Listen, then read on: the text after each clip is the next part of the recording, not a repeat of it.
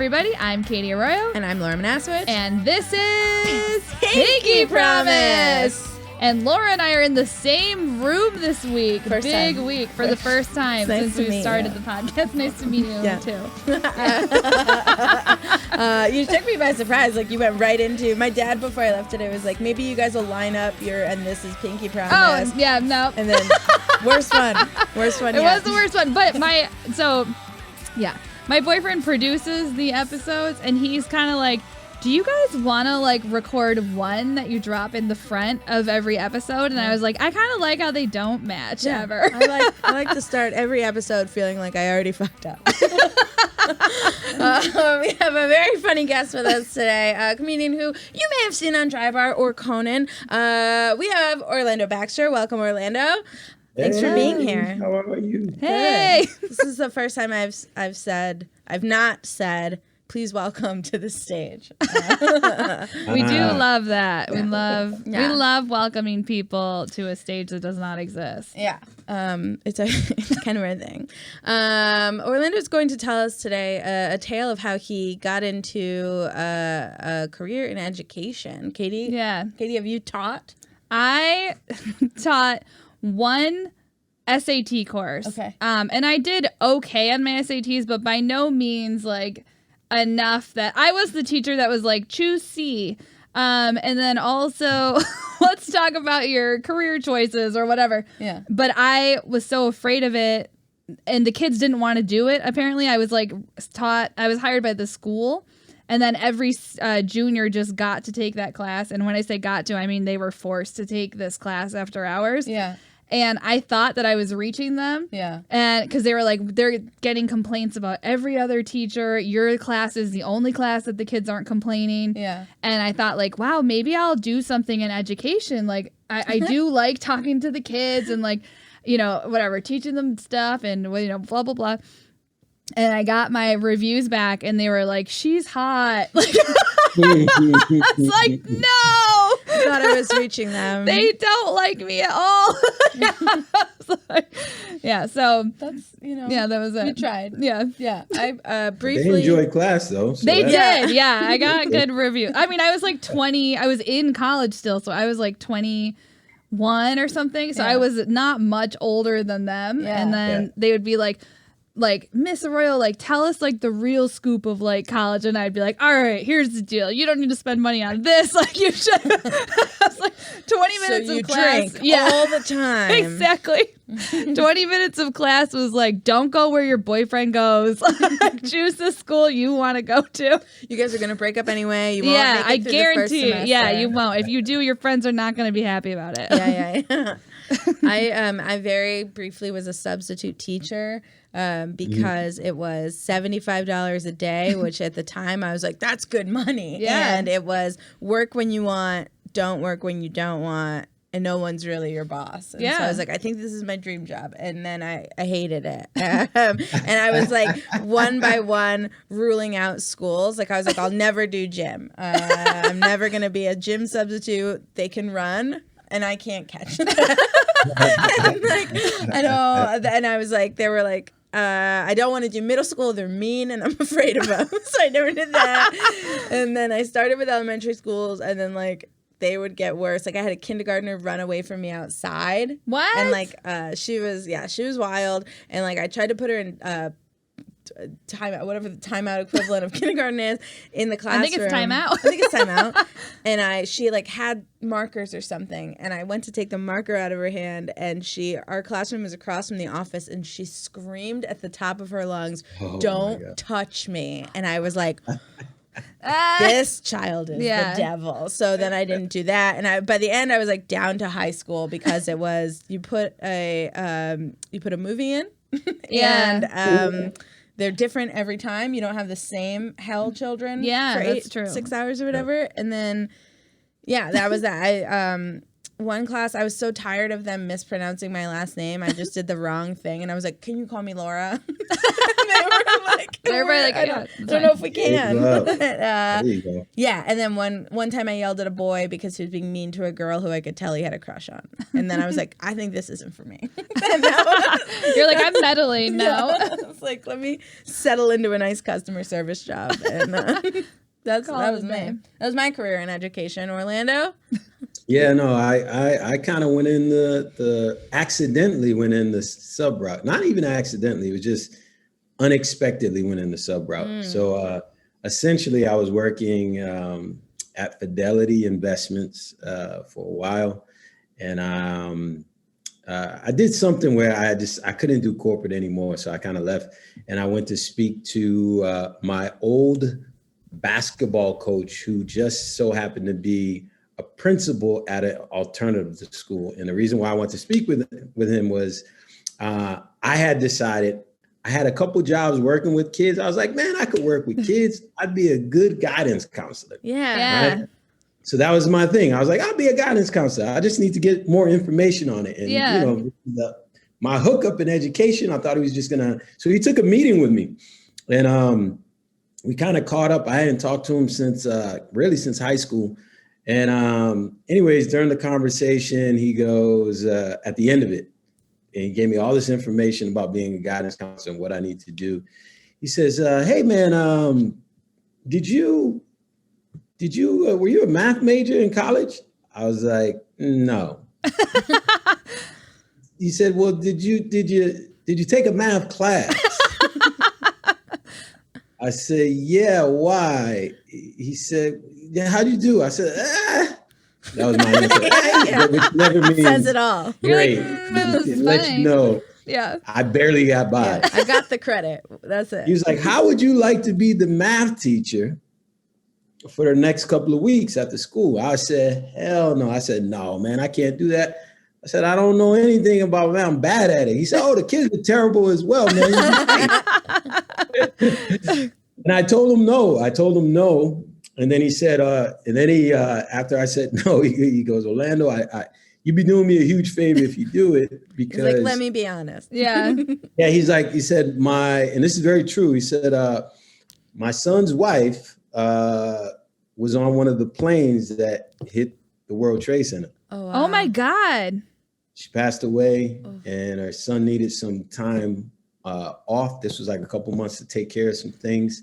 Needed a couple weeks off to deal with some things. And he said, hey, I think you would be a perfect fit for this group of kids. I think like to just replace them for a little while. And then, you hear a story like that. Yeah. And, I just was like, yeah, man, it's cool, man. I'll do it. I'll give it a shot. I'll do the best that I can. Yeah. And then he was like, yeah, it's a long-term sub position, which is different from the day sub. Yeah. 84. So he was like, yeah, it's like $175 a day. I was like, I'm not that bad at it. You're like, I'll figure it out. Yeah. It was, I got thrown into the fire at an alternative school for mainly juniors and seniors that, they were shy of school credits, and, the normal school environment wasn't working out for them. So I got in this class and it was insane. Like, cause they can instantly tell, like when you never taught before, like I've never taught. So it was weird. I was like, all right, I'm looking at the kids. I'm like, man, this is happening. And I was like, I know one thing I can do for sure. I can take attendance, right? I can take attendance. Yeah. So you start doing the attendance, and then after that's done, you're like, all right, I don't know what I'm supposed to do next. Read the lunch open up menu. The books and like, what do we, you know what I mean? So it was very weird. And I always joke around, like just that, these kids weren't like, obviously there were kids that were like, they weren't freshmen and sophomore. They were like kids that had been in school systems. They were kind of a little rough around the edges, and I was a sub. Mm-hmm. And you know how that goes, right? So they were just like, they just knew I wasn't cut out, but I stuck with it. And it ended up going well. And I lasted for the time I needed to last till his son came back. And then he was like, man, the kids really like you. you should be the building sub. And then I end up doing the rest of the year as the building sub and kind of filling in. And, you know, so I learned a lot. I was there with a lot of veteran teachers that were kind of young, a little older than me, but I knew a lot of them personally. Like one was not only did I have my high school basketball coach was the principal, but my JV basketball coach was one of the teachers. It was like a family. You're like, you guys like run sprints after school. It was great. Like, so there was a bunch of other guys from the city that maybe about 5-6 years older than me that also worked at the school as teachers. Mm-hmm. So they kind of showed me the ropes. And what eventually happened was after that year finished out, I was like, you know, maybe I could become a teacher. You know, like the guy was like, yeah, we'd love to have you back, but unfortunately this, you know, it was one of those years where they were like cutting positions, you know, like the school system doesn't have enough money, then, you know, a lot of teachers get cut. So that position got cut, but they knew some other principal that needed someone to be a TV teacher. And I was like, I was looking at it the same way I looked at the map. Yeah. Well, I know how to turn on the TV. Yeah. So, yeah. And I end up, but I also had some experience working with TV equipment. So it was like a shop class, not like pop it was culture.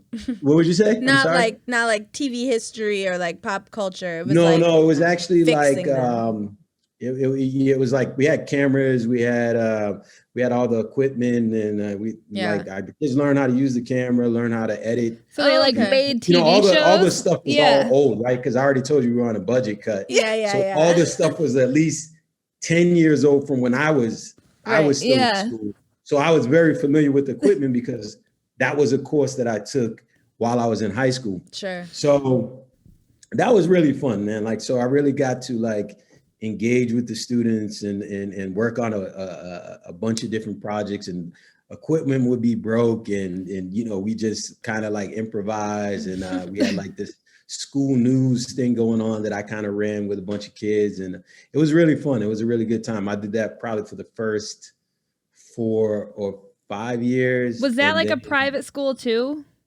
No. So the other one wasn't a private school. It was a public school, but it was alternative school. Okay. Meaning like, you know, the kids that, you know, struggle in school.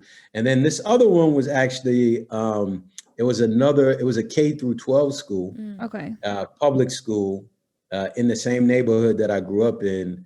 And you know, I worked in the high school portion of the school. Okay. So, and that's when I got into like coaching. I ended up becoming the school's high school basketball coach and all this other stuff. And then when there was another budget cut, at this time too, in between that time, I got my certification. That's what I was going to say. Cause I thought like, so I'm from upstate New York, and our school systems would be like, to work in the public school, you had to have some kind of certification to teach. Yep. But if you were at a private school, I guess it like didn't matter. They could choose whoever they wanted to. And I remember like we had like this guy that was like a known drug dealer, just like he grew up and he started like no public school would hire him, but he started teaching at like a private school, and we're like, and it was like a really wealthy private school where like these kids are getting like taught by this like previous drug dealer. They're like, he's not good enough for public school, but like narcos high. Yeah, exactly. He was probably teaching math. So that's kind of what it was for me. Like it was kind of like I had got so after I did that couple of months as the math teacher, then building sub, that summer I got my it's called literacy and communication. Like that's like one of the tests that you have to take, and then you have to take a subject matter test. So I took the literacy and communication test, which automatically qualified me for the TV teacher job, because that's all you needed. And then maybe the next year, I was a history major in college, and then I took the history test and I passed that. So when you went to college, like what did you think you were gonna do? Like were you just like, I really like history, and then? No, you know what? I was gonna go to law school. Okay. So I was gonna go to law school. Well, that wasn't like the plan. So I took history because I actually enjoy history, even though I have a bad memory, which is weird. So I took history. I minored in like African American studies, So, just I was learning a lot of stuff about myself that I hadn't learned in high school, obviously. But then when I got to, my goal was to go to law school. At some point, I decided my senior year, I'm going to go to law school. And then I got shit-faced before the exam. And then I was like, maybe I'll wait a year. And then that didn't happen. And then, like I said, I got another, like college is all about connections, man. It's like the school that I went to had really good alumni connections. So I ended up getting into like corporate America, maybe like almost a year out of school. Just had no idea about finances. And I was handling teachers' retirement plans. Like I went through this training, was doing that. Yeah. And I was like, damn, these teachers are making a lot of money. Hey, I should think about, like, I couldn't take corporate America. But anyways. Yeah. Was it 403 that's why I ended up getting certified in history. Didn't teach history because they still needed me to be the TV teacher. Yeah. And then when the budget got cut and I got kicked out of that position, I was already coaching. So I would have had to go to another school to teach history or remain in the same school and become the in-school suspension teacher. And then I was like, yo, this job is the worst. There's no one respects me in this position. Yeah. But then I was like, they were like, well, it's the same pay as if you were a history teacher and there's no lesson plans or nothing like that. And then I started thinking, I said, I am kind of lazy. So. And you could still coach? You could be the coach and the suspension teacher? Yeah, so I was the in-school suspension teacher, and then I was the high school basketball coach, and I was the high school volleyball coach, which I had no idea what I was doing. I like that you're just like, whatever it is, I can teach it. You're just like... I had the experience of, because, half the battle with the students, in my opinion, is, learning to connect with them, man. Yeah. I figured like once I learned that, and they kind of like, I was young enough and I was from the same neighborhood. I think that gave me a big advantage. Totally. Yeah. So, being from the same neighborhood meant like it was funny because it was like, I knew some of these kids' older siblings. I could look at certain mannerisms and be like, oh, that's so-and-so's blah, blah, blah. Yeah. So, and they see me still in the neighborhood. I still lived in the neighborhood. So, there was this kind of like, I don't know. I almost felt like a big brother to a lot of the kids. And me being the TV teacher, me being the basketball coach. You're all the cool stuff in the school. Exactly. I was a disciplinarian, but it was like, I was terrible at that. Yeah. You know what I mean? Like, what was it? I would just to me, I looked at it like this. Some people looked at it like I was wasting my time, but I looked at it like, this is an opportunity for me to talk to kids that probably needed someone to talk to or listen and kind of be able to connect with them neighborhood wise, like in terms of like, I could actually say, yo, you're going to go down the same route as your cousin or this person or blah, blah, blah. So I always looked at it like, it's a difficult position. And 95% of teachers don't want to be that teacher because it is a boring job. You're not using what you went to school for. But technically, I didn't go to college for education. You're fine. So to me, it was like an opportunity for them to talk to someone that they kind of from their own neighborhood that they could, the kids that needed it could kind of get a talking to. And I felt like I knew how to talk to them. What is a day in the life of an in-school suspension teacher? Walk us through that. It's very simple. I walk into school. There's no one in my classroom. Perfect. And I look at my list. There's a list and it says, oh, who's here today? Oh, I got 20 kids. Then I wait for some kids will show up on their own. Other kids, the security guard has to go around and collect the kids. They all come into me. I look at whatever work they have and I say, all right, guys, you guys got to complete whatever assignment you got to complete. And I kind of keep them quiet, which is very difficult to do when you're not the cool teacher. Apparently. And get them to do their work. But the problem was that I hated was I got so good, like the kids respected me so much that they did their work. And then the principal started having kids just come in my room to do their work, even though I'm going in trouble. So that was the day of the life. So I did that every day, and it would fluctuate between maybe it could be 5 sometimes, but most of the time 20 was average. Wow. So you had a full class of kids who were from different classes. And they could, and the thing was, it was full class that couldn't move. Yeah. They're just like they weren't going. So like when they had to go to the bathroom, we had to get up as a group, go to the bathroom. Oh my God. And then go back, or I had to call the security guard and he would take them. Sometimes the kids would be like, "Mister, can I go to my locker?" And I'd be like, I'd have to look at him and think about like, is this guy a runner or is he not? And sometimes I would have to call the security guy to go get him. Sometimes I would trust him enough. Like if I felt like, this kid's on the basketball team, he'll be right back or whatever. But it was good. And it's weird, man. I've been out of teaching now for about almost six years. This is the 6th year. 7th year, actually. Stopped in 2014, 2015 school year.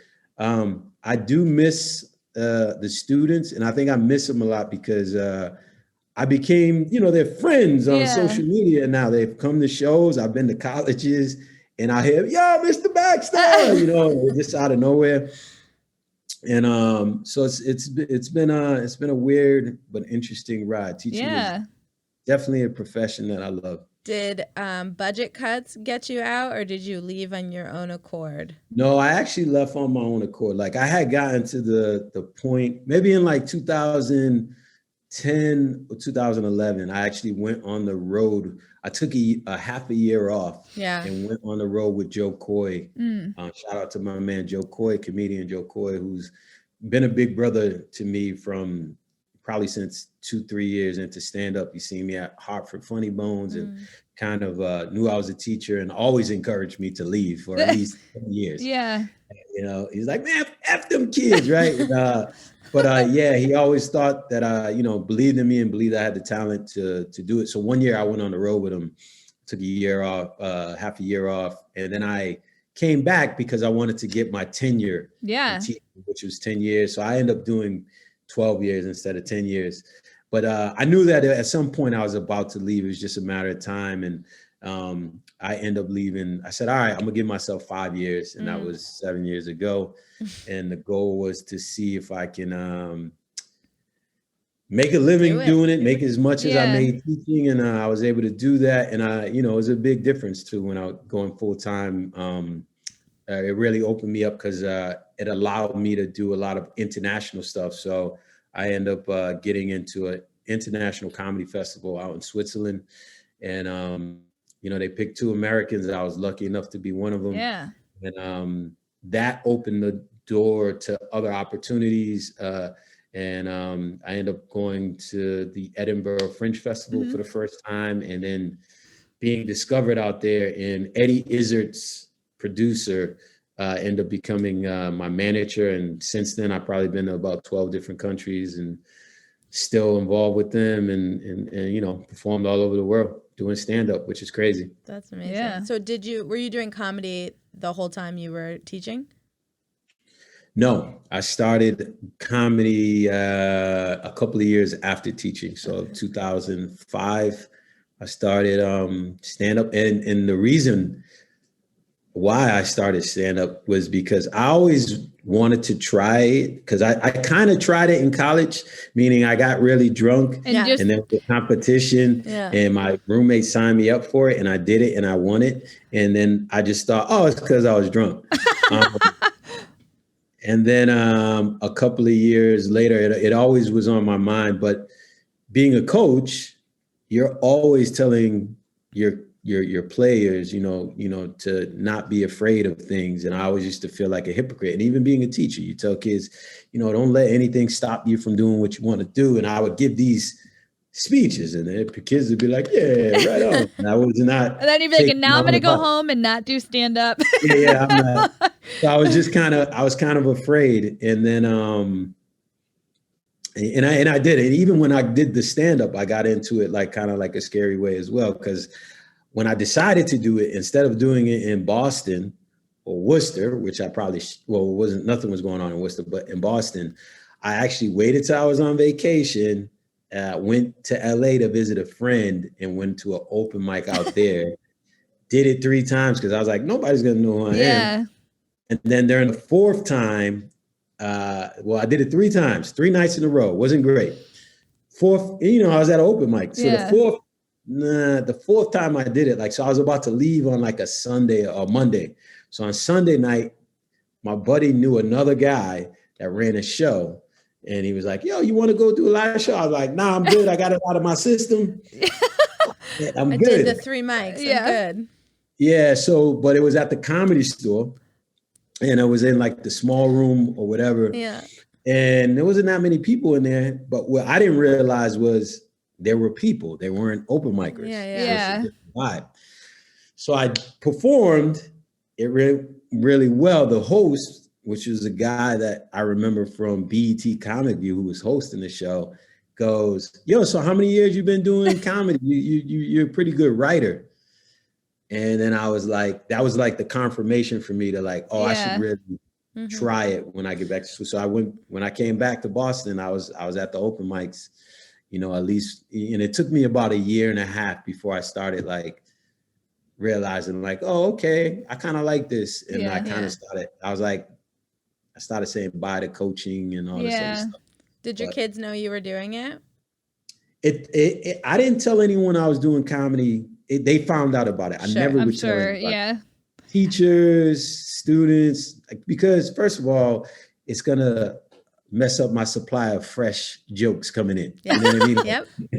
If they know that, hey, this is Mr. Baxter's writing everything down that we say. Why? I look suspicious, Yeah.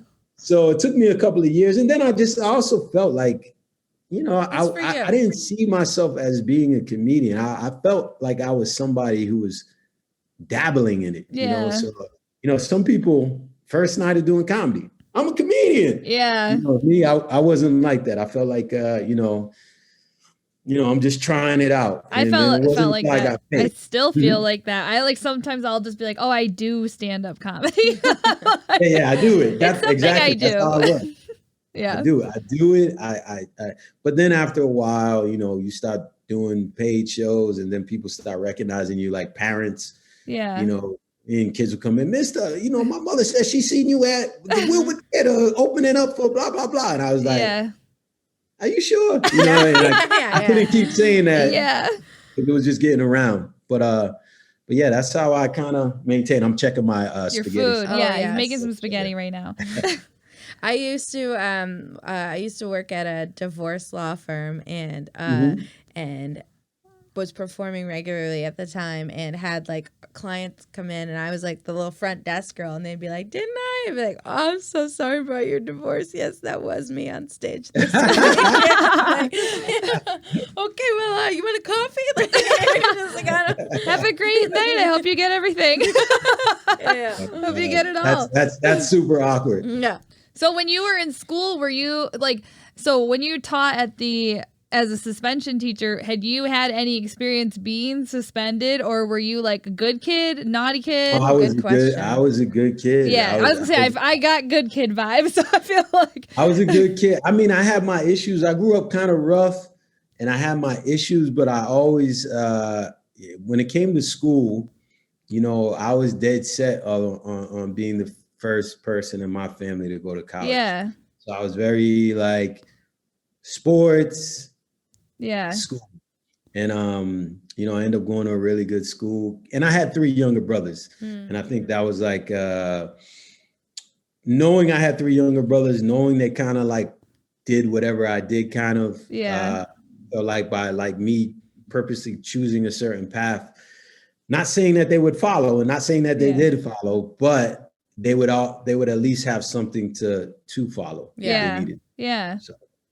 But yeah, good kid vibe. Yeah, I got good kid vibes. I was like, you're like, I got drunk and decided to be a lawyer. And I was like, I got drunk and called a guy I was supposed to break up with. Yeah. Yeah. So that was me. Yeah. Well, Orlando, where can people find you? They can go to orlandobaxter.com and they can look me up, do live shows. If they have also any principals watching or listening to your show, I do this thing where I do every now and then I'll go to schools and I'll do some comedy at teachers meetings, or I'll do if the teachers have a night out when they have all their staff together. I kind of do something on Zoom I've been doing that for some schools for a little bit. And then also school fundraisers, but the majority of my time I'm just doing live shows, and you just go to orlandobaxter.com, look me up, and you'll find me. Which teachers are wild. Yes. When teachers are out, they're the wildest. I would say nurses and teachers are the two wildest professions. They need a relief. They do. Yeah.